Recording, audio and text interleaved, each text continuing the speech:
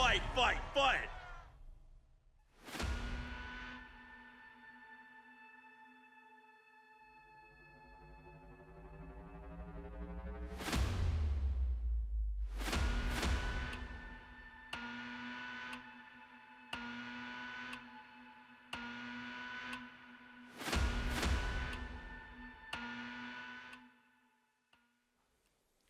네, 다가온 트럼프 2기 시대 행정부 인선이 속속 이뤄지고 있습니다. 우리 정부도 동맹과 외교정책 변화 여부에 주목하고 있는데요.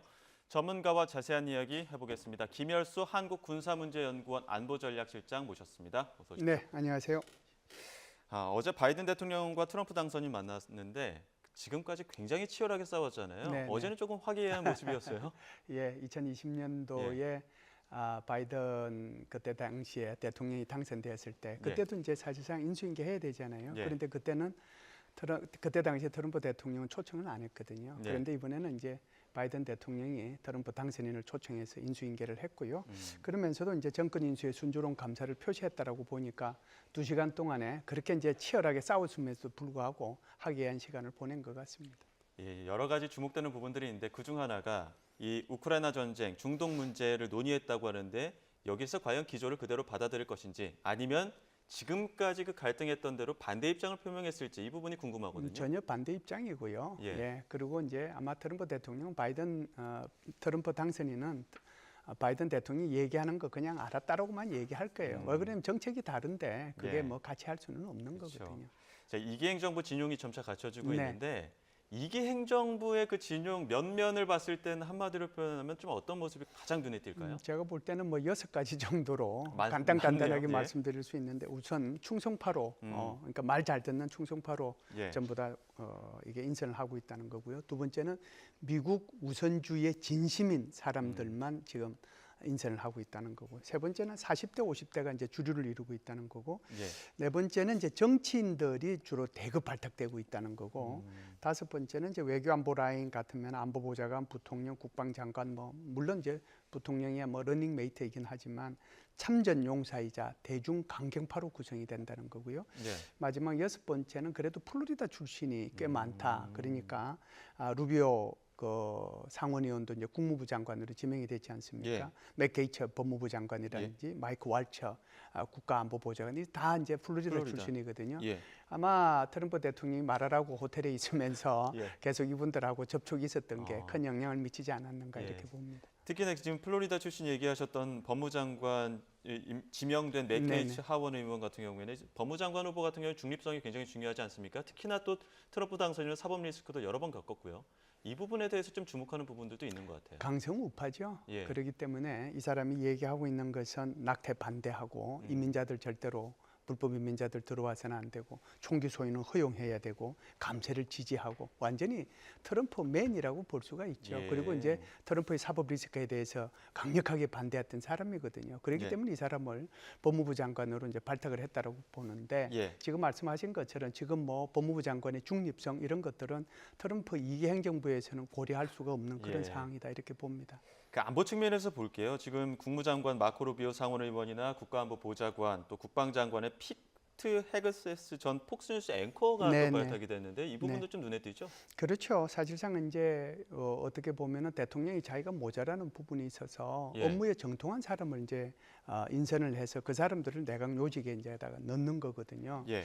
그런데 지금 이제 이 트럼프 당선인이 인선한 것을 보면 정말 자신한테 충성할 수 있는 사람, 또 트럼프 주니어, 그러니까 자기 아들이죠. 자기 아들이 얘기한 것처럼 아버지보다 많이 하는 사람은 절대로 인선하지 않겠다라고 얘기를 했잖아요. 예. 뭐 그런 것들이 철저하게 여기에 반영이 되지 않았는가 이렇게 봅니다. 그런 면에서 봤을 때 1기 때는 그래도 트럼프 그 당시 대통령의 어떤 고집들을 좀 꺾거나 좀 중화시킬 수 있는 좀 연륜이 있는 사람들이 있었는데 이번에 좀 영 베테랑 이쪽으로 좀 몰렸다는 얘기들도 나오더라고요. 그렇죠. 이제 그때 당시에는 존 켈리 비서실장, 맥메스터 안보보좌관, 예. 매티스 국방부 장관 이런 사람들이 사실상 다 업무에 정통했던 사람들이고 이제 소위 말하는 이제 어른들의 축이라고 볼 수 예. 있는 사람들이거든요. 그래서 그때 당시에 일개 행정부 때 트럼프 대통령이 뭔가를 하려고 하면 아니되옵니다 소리를 많이 한 사람들이에요. 예. 그래서 정책에도 아니되옵니다 소리를 많이 했고 또 이것이 이제 법의 여러 가지로 저촉되는 문제가 있고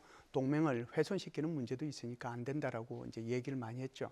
그러다 보니까 이 사람들은 이제 잘랐는데 지금 트럼프 당선인이 이제 생각하고 있는 것은 그때 당시에 아니되옵니다라고 얘기하는 사람 절대로 안 뽑겠다. 그러니까 내 말 고지 듣는 사람을 뽑겠다라고 얘기하는데 이것이 이제 어떻게 보면은 이제 트럼프 당선인의 리스크가 될 수도 있어요. 왜 그러냐면 지금 미국의 정부라고 하는 것이 완전히 공화당 일색이지 않습니까? 행정부도 그러지만 입법부도 지금 상하원을 다 장악한 거고 특히 사법부 같은 경우에도 보수 판사들이 6명, 그다음에 그 진보가 3명, 대부분도 이렇게 구성이 돼 있거든요. 그러면은 소위 말해서 이제 대통령이 하고자 하는 일에 대해서 견제와 균형을 유지해야 될 입법부, 그리고 이제 최종적으로 법적인 평가를 해야 되는 그 대법원, 여기까지도 전부 다 공화당 일색이니까 어떻게 보면은 브레이크가 없는 상태거든요. 게다가 이제 이 인선된 사람들이 충성파들로 구성이 돼 있기 때문에 이 사람들이 브레이크를 거는 것보다는 오히려 악셀레터를 밟을 가능성이 더 많다는 거죠.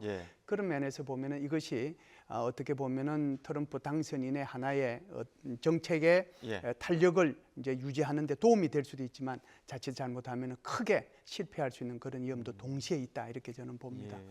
근데 또 특히나 국무장관과 국가안보보좌관 후보들은 전형적인 대북 강경파고 또 그 국가정보국장으로 지명된 그 게버드 전 하원 의원 같은 경우에는 북한과 협상하자 대화 쪽이지 않습니까? 이렇게 참모들을 면면을 봤을 때는 북한에 대한 어떤 강경과 대화 두 가지가 좀 교류하고 있는 것 같은데 어떻습니까? 네, 지금 두 가지가 지금 혼재되어 있다라고 봐야죠. 그래서 필요에 의해서 이제 이걸 하겠다라고 하는데 전체적으로 보면은 대중 강경파들로 구성이 돼 있다라고 보지만 지금 말씀하신 것처럼 북한 문제에 대해서는 대북 강경파도 있고 또 한쪽에서는 북한과 대화가 필요하다라고 하는 건데 지금 국방부 장관으로 발탁된 사람도 옛날에 폭스뉴스의 앵커 출신이잖아요.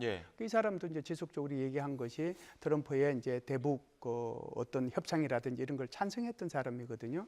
그래서 이런 면에서 보면 대북 정책은 조금 더 있어야 아마 구체적으로 좀 드러나지 않겠는가 이런 생각은 합니다. 그 폭스뉴스 앵커 말씀하셨는데 특히나 좀 눈에 띄는 부분이 소령 출신이고 군에 대한 어떤 그 경험이 그렇게 부족한데 국방장관으로 갈 수 있는 겁니까? 네, 이제 뭐 불가능하지는 않죠. 뭐 이제 대통령 스스로가 뽑는 거니까요. 그 이제 지금 말씀하신 것처럼 이 사람은 이제 뭐 44살에 약관 44살이고 그리고 이제 주방위군 출신이지만 이 사람이 이라크 전하고 아프가니스탄 전에 참전을 했던 사람입니다. 그래서 참전의 경험은 있지만 정책의 경험은 없어요. 그래서 미국의 국방부나 무슨 뭐 합참이나 이런 데서 근무한 경험이 없거든요. 그럼에도 불구하고 이제 이 사람을 뽑았는데 이 사람을 뽑았던 것은 이 사람이 진심으로 이제 소위 말해서 미국 우선 정책에 대해서는 가장 진심인 사람이다라고 하는 생각을 가지고 있고 또 하나는 해외 주둔 미군 감축을 주장한 사람이에요.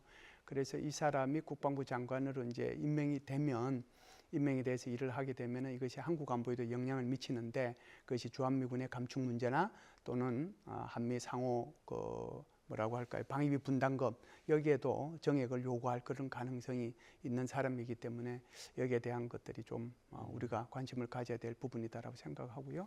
그리고 미국 국내의 군 문제도 있어요. 미국 국내 군 문제는 바이든 행정부 때 소위 말해서 정치적 올바름, 워커라고 그러죠. 그게 대해서 사실상 성소수자들이라든지 평등 문제 이런 것들에 대해서 군 내에서도 많이 허용이 됐거든요. 이거 싹쓸이 하겠다. 그런데 이것을 할 수 있는 사람이 바로 이 사람이다.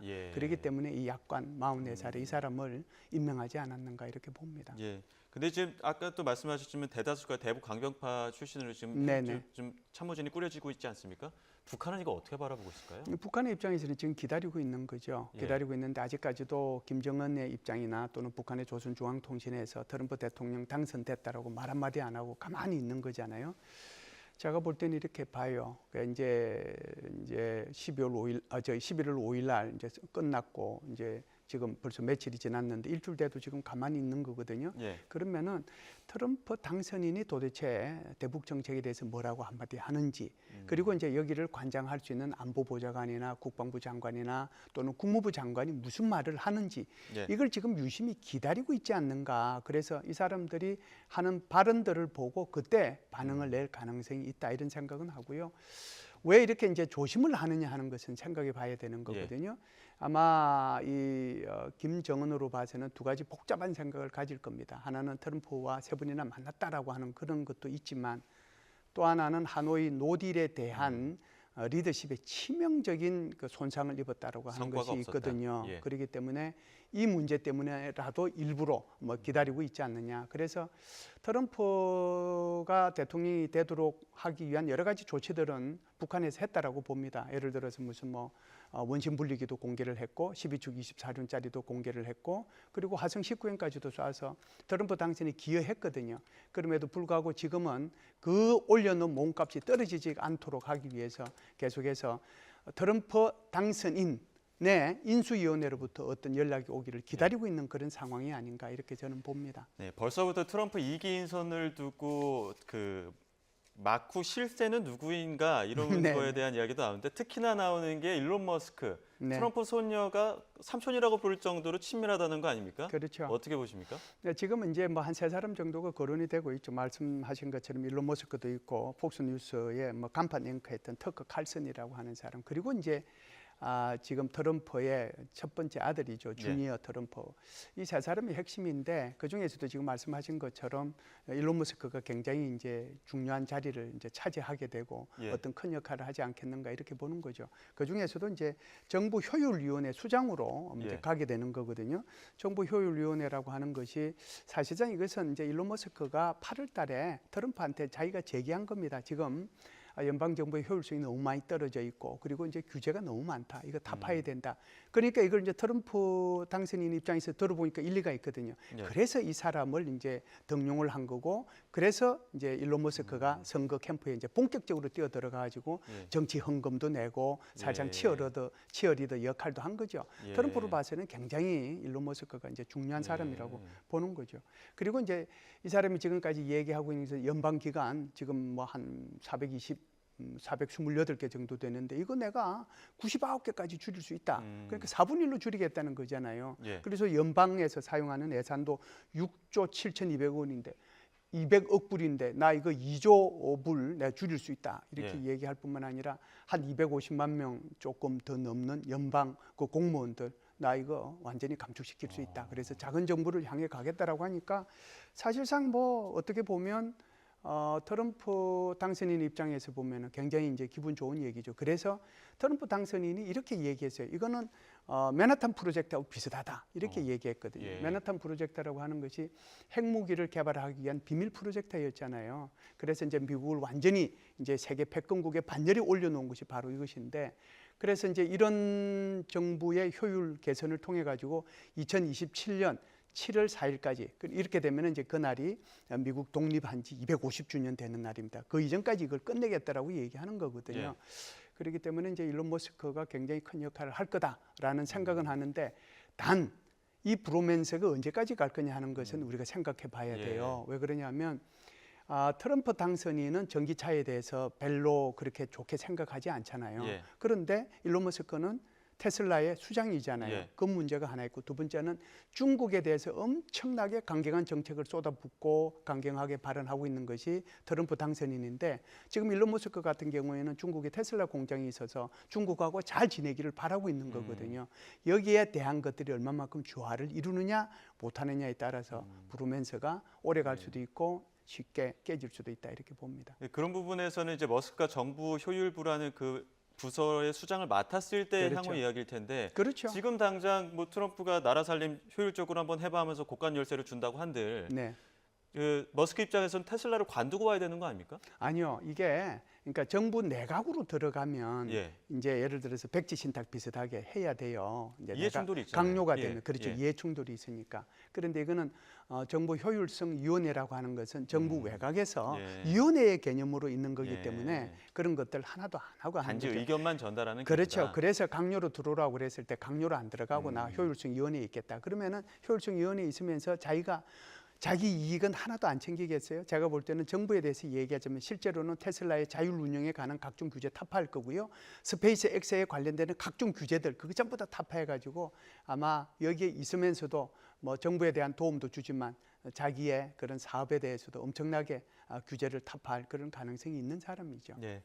자, 이런 가운데 윤석열 대통령 그 오늘 다자회 참석 위해서 출국했는데 에이펙 정상회의 계기로 한미일 정상회의 한다고 합니다. 여기에서 어떤 이야기 나올지 또 최대 관심사는 또 트럼프 당선인을 만날지 여부거든요. 어떤 좀 성과들이 있을까요? 그렇죠. 한미일 정상회의는 이제 정례적으로 하기로 캠프 데이비드 회담에서 이제 서로 확인을 했잖아요. 예. 그런데 이제 사실상 이제 만날 시간이 서로 빠듯한 거죠. 그렇죠. 그러니까 마침 이제 페루 리마에서 에이펙 정상회담이 열리니까 여기서 이제 같이 만나자라고 합의를 한 거고요. 그래서 아무래도 이제 이렇게 만나게 되면 뭐 바이든은 떠나는 사람이고 일본에서는 이제 새로운 수상이 이제 등장했고 그래서 아마 한미일 안보 협력을 앞으로도 어떻게 더 해 나갈 것인가 여기에 대한 이제 논의가 있을 거다라고 보고요. 예. 그리고 나서 대통령은 다음 주에 바로 그냥 그 옆에 있는 브라질에서 G20 회의가 있거든요. 그 G20 회의를 하게 될 텐데 지금은 이제 말씀하신 것처럼 윤석열 대통령이 트럼프 당선인을 만날 것이냐 안 만날 것이냐 이게 이제 중요하지 않겠어요? 그래서 이제 트럼프 당선인하고 뭐 이렇게 승리 선언한 지 하루 만에 서로 전화를 통하면서 결정적인 것은 만나서 장소와 시간을 정하자 이렇게 이제 서로 협의를 했기 때문에 아마 거기에 따라서 우리 그 대통령실에서 엄청나게 노력을 하고 있지 않겠는가 이렇게 봅니다. 사실상 지금 전 세계에 얼마나 많은 지도자들이 트럼프 당선인을 만나려고 노력하겠습니까? 네. 아마 줄 서 있을 텐데 짬을 내줄 수 있을지 또 짬을 받을 수 있을지 그것이 네. 핵심이고요. 만일 그렇게 된다라고 하면은 뭐 트럼프 타워나 또는 이제 플로리다에 있는 마라라고 호텔이나 뭐 이런 데 리조트에 가서 잠시라도 만나는 것이 나중에 우리 국가 이익을 위해서 큰 도움이 되지 않겠는가 이렇게 봅니다. 지금 우리 국가 최대 안보 현안 중 하나가 지금 러시아에 대한 북한군 파병 문제일 텐데 네네. 이 파병 문제를 바라보고 있는 우리나라 정부의 어떤 기류라고 할까요? 그런 것들도 트럼프 당선인 이후에 조금 변화가 있을 것 같은데 여기에 대한 변화는 없습니까? 제가 볼 때는 지금 최초에 이제 이 문제를 얘기했을 때 상황에 따라서 단계별로 대응하겠다라고 하는 것이 정부의 무기 스탠스였거든요. 지원이라든지 이런 거에 대해서 단계적으로 지원하겠다 그렇죠. 이렇게 그래서 이제 얘기했죠? 그것도 국제사회와 함께 예. 이것에 대해서 이제 지원 여부를 검토해 가면서 하겠다. 한마디로 얘기하면 우리가 모든 나라에 앞서서 미국이나 뭐 나토보다는 더 앞서가지고 적극적으로 나서서 여기에 대응해서 나간다라는 그런 개념이 아니고 예. 오히려 조금은 소극적이고 오히려 조금은 수동적으로 우리가 여기에 대응해 나가겠다라고 하는 것이 처음부터 우리 이 정부가 가지고 있는 스탠스였어요. 그렇기 때문에 이 스탠스는 변하지 않았다라고 하는 거고요. 예. 그렇게 이제 보면 이제 미국의 그 트럼프 행정부를 어떻게 할지 그리고 이제 여기 나토는 어떻게 할지 유럽 국가들은 어떻게 할지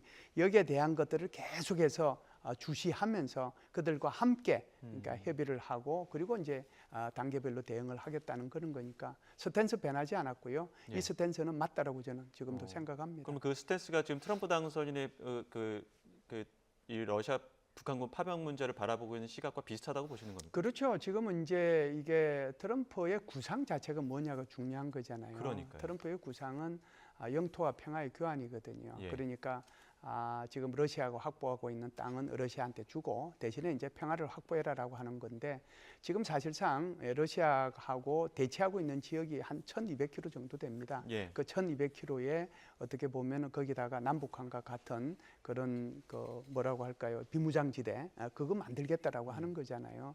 그리고 이제 이 우크라이나의 나토 가입은 조금 유예시키겠다라고 하는 것이 트럼프의 구상인데 사실상 이거 우크라이나의 젤렌스키 대통령이 이거 수용하겠어요? 모든 것이 자기한테 불리한데 그러니까요. 그렇기 때문에 지금 크루츠크에서 지금 정말 국가의 생사를 걸고 예. 우크라이나는 여기 전쟁을 하고 있다라고 저는 생각을 하고 있어요. 그래서 우리가 생각하는 것처럼 무슨 1월 20일 취임하기 전에 우크라이나에 종전선언이 있을 거고 거기에 협상이 끝날 거다. 저는 절대로 그렇게 생각 안 합니다. 왜 그러냐면 우리 6.25 전쟁 때 이거 휴전을 시작을 해서 협정이 체결할 때까지 2년 1개월 걸렸어요. 치열했죠. 그렇죠. 그렇기 때문에 앞으로 이제 이 트럼프 당선인이 계속해서 좀 강성 발언을 하지만 정말 미국이 우크라이나에 대해서 어떤 지원을 할지 안 할지, 그리고 나토와 다른 유럽 국가들이 할지 안 할지, 이것을 우리나라는 면밀히 보면서 여기에 대응해 나가겠다는 그런 의미죠. 네, 알겠습니다. 여기까지 듣겠습니다. 지금까지 김열수 한국군사문제연구원 안보전략실장과 함께했습니다. 고맙습니다. 감사합니다.